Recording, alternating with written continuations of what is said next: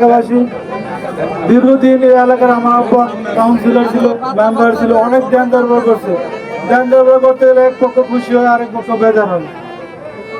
দয়া করলে আল্লাহর রাস্তা যারা বেজার হয়েছেন আমার বাবাকে আল্লাহর রাস্তা মাফ করে দেবেন।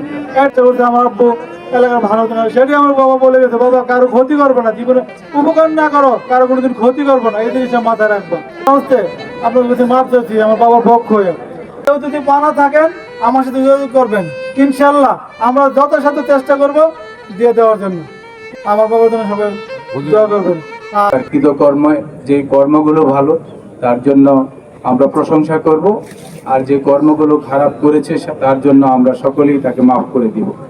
আসলে মৃত্যুর সময়, জন্মের সময় আমাদের কিন্তু এতটা জ্ঞান থাকে না। আমরা আস্তে আস্তে যখন বেড়ে পূর্ণাঙ্গ মানুষ হয়েছি, আজকে যতই জ্ঞানে গুণে পরিপূর্ণ হচ্ছি ততই মৃত্যুকে খুব ভয় পাচ্ছি।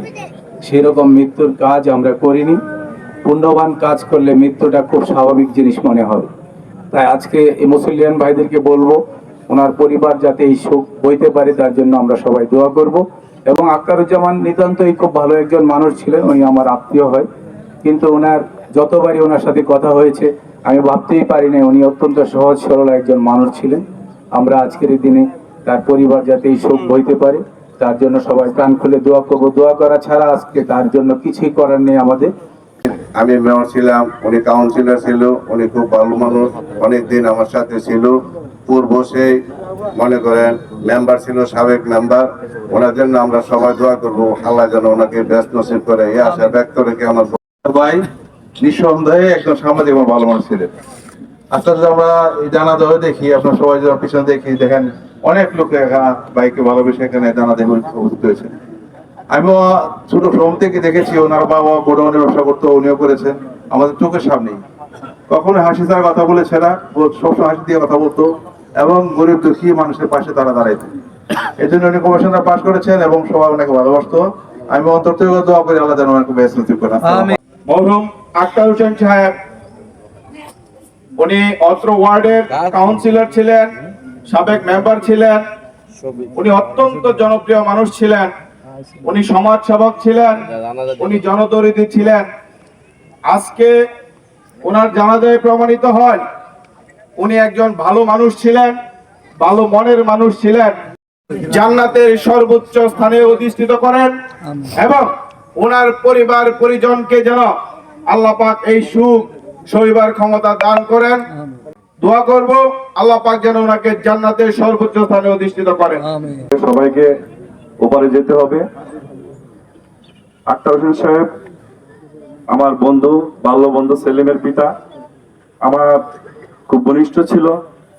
আপনারা সবাই জানেন উনি যেহেতু জনগণের নির্বাচিত কাউন্সিলর ছিলেন, স্বাভাবিকভাবে ধ্যান দরবার করতে হয়েছে, সামাজিক কাজে লিপ্ত ছিলেন। সে ধ্যান দরবার করতে গিয়ে সবাইকে আসলে অভিভাবককে খুশি করতে পারে না, এটাই স্বাভাবিক। যদি কারো মনে কোনো আঘাত দিয়ে থাকে দয়া করে তাকে ক্ষমা করে দিবেন, ক্ষমা চাওয়ার সুযোগ নেই, আপনারা দয়া করে ওনাকে ক্ষমা করে দিবেন।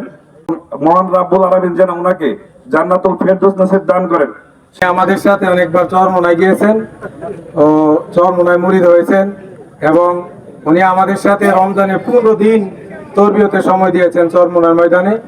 তো তারই সুবাদে চরমোনায় পিসা হুজুরের পক্ষ থেকে আপনাদের সকলকে সালাম জানাই, আসসালামু আলাইকুম ওয়া রাহমাতুল্লাহ। হৃদয়ের মানুষ আজকের এই জানাজার উপস্থিতি এই প্রমাণ করে।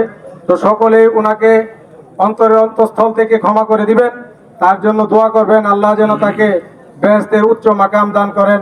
আমাদের 6 নম্বর ওয়ার্ডের কমিশনার ছিলেন, অভিভাবক আমরা আজকে হারালাম। এলাকার গরিব ধনী সবাই কোন বিপদ আপদে পড়লে সর্বপ্রথম তার কাছে দৌড়াইয়া যেত। সমর্থন না করলে আমাদেরকে সাথে ডেকে নিয়ে কার্য সমাধান করার চেষ্টা করতেন।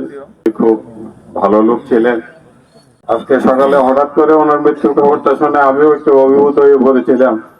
আজকে সকাল 8টার আগে উনি আমাদের মতো স্বাভাবিক ছিলেন, তারপরে উনি মোটদার হয়ে গেছে, একটু পরে উনি কবরবাসী হবেন।